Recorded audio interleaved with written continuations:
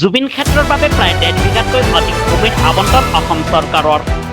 এই ঘোষণা কামৰূপ জিলা মহানগৰৰ উপায়ুক্ত স্বপ্নীল পালৰ লগত উপস্থিত থাকে জুবিন গাৰ্গৰ ধৰ্মীয় পত্নী গৰিমা গাৰ্গ শইকীয়া। তেওঁৰ লগত থাকে ভালেক এগৰাকী বিশিষ্ট সমাজকৰ্মী আৰু বিশিষ্ট ব্যক্তি। নিউজ ডেস্ক ৰিপৰ্ট, পাব্লিক এনি ডিজিটেল, গুৱাহাটী। ৰিটেনশ্যন ৱালখন লাগিব। আমি সদায় এই কথা IITৰ লগত আমি পানীটো ৰাখিব ইয়াৰ চিন্তাটো তেওঁলোকে আৰু ইয়াৰ যি কণ্ট্ৰেক্টৰ যিখিনি কৰিব এইটো অকল পইচাৰ কাৰণে কামটো অহা নাই। কথাটো হৈছে কি আজি আমি কামখিনি ডেভেলপমেণ্টটো এতিয়া যিহেতু 10 বিঘা মাটি আবণ্টন কৰিছে সেই মৰ্মে আমি পুনৰ 6 তাৰিখে আমি কৈছিলোঁ যে অন্ততঃ এটা মিউজিয়াম, জুবিনৰ ইমানবোৰ বস্তু জুবিনৰ নিজৰো আছে আৰু ইমানবোৰ উপহাৰ আছে, এই সকলোবোৰ সুৰক্ষিত সংৰক্ষিত কৰিব পৰাকৈ এটা মিউজিয়াম। আনকি এজনে জুবিনে চলোৱা পাজেৰো গাড়ীখন যে ইমান আৱেগেৰে এজন তেখেত গেৰেজৰ মালিক তেখেতে পাজেৰোখন বনাই ৰেডি কৰি ৰাখিছে।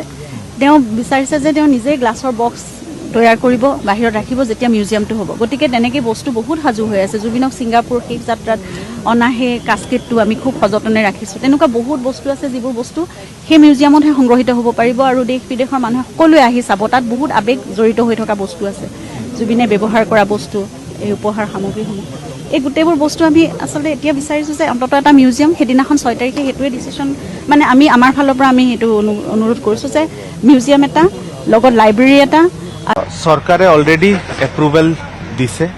চ' এপ্ৰুভেল দিয়াৰ পিছত আমি এলটমেণ্ট চাৰ্টিফিকেটটো ইমিডিয়েটলি দি দিম। 15 তাৰিখে আমি এপ্ৰুভেলটো পাইছোঁ। দ্বিতীয় কথা হ'ল কি অলৰেডি 6 মাৰ্চত যিটো কমিটি চৰকাৰে গঠন কৰিছিলে, এই কমিটিটোৰ এটা মিটিং হৈছে। গোটেই প্লেন যিটো আছিলে এইটো ফাইনেলাইজো হৈছে আৰু এতিয়া আপোনালোকে চাইছে কি লাষ্ট ফেব্ৰুৱাৰী মাহৰ পৰা বাউণ্ডেৰী ৱালৰ কামটো আৰম্ভ হৈছে। চ' PWDয়ে নিজৰ কাম আৰম্ভও কৰিছে আৰু যিমান সোনকালে পৰা যায় এইটো কমপ্লিট কৰা হ'ব। কিমান বিঘা মাটিৰ মাজত সামৰি লোৱা হৈছে জুবিন ক্ষেত্ৰ?